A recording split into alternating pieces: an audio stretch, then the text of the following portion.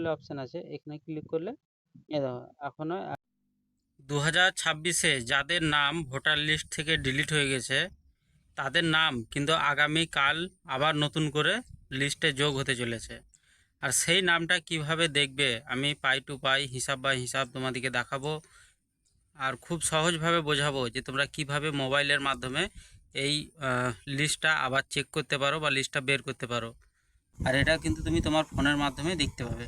তো যাদের ভোট 23 তারিখে হতে চলেছে তাদের কিন্তু ভোটার লিস্ট 21 তারিখে বেরোবে। আর যাদের ভোট হতে চলেছে 29 তারিখ তাদের কিন্তু ভোটার লিস্ট 27 তারিখে বেরোবে।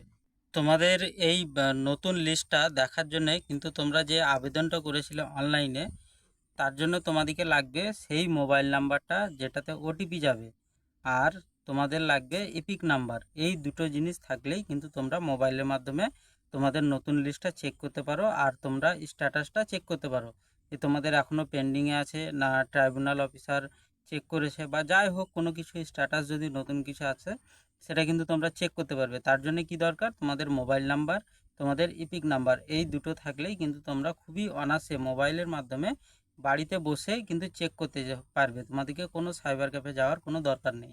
তো আমি স্টেপ বাই স্টেপ দেখাবো, তোমরা দেখতে থাকো।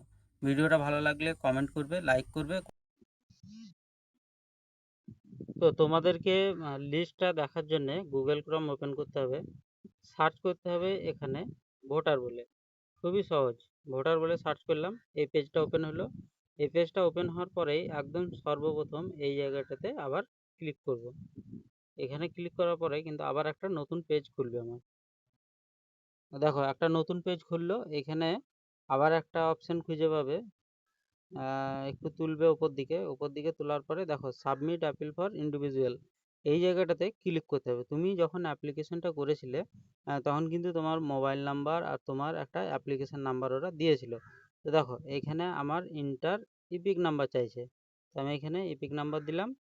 তোমার প্রথমবারে যখন তুমি দেখতে যাবে তখন কিন্তু মোবাইল নাম্বার লাগবে, আমি 2-3 বার দেখেছি ওই জন্য ডাইরেক্ট আমার এপিক নাম্বারের অপশন চলে আসছে। তোমরা যখন প্রথমবার ক্লিক করবে তখন তোমাদের মোবাইল নাম্বার লাগবে প্লাস ওটিপি লাগবে, তারপরে কিন্তু এই অপশানটা খুলবে। আমি 2-3 বার চেক করেছি ওই জন্য কিন্তু আমার আর আসছে না ওইটা। এবার ইপিক নাম্বারটা দেওয়ার পরে এখানে সার্চ করব।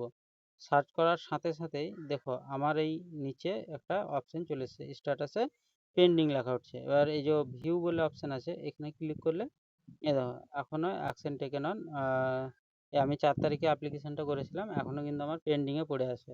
তো তোমাদের যদি নতুন কোনো স্ট্যাটাস আসে তা এখানেই তোমরা দেখতে পাবে। আজকের মতো এখানেই।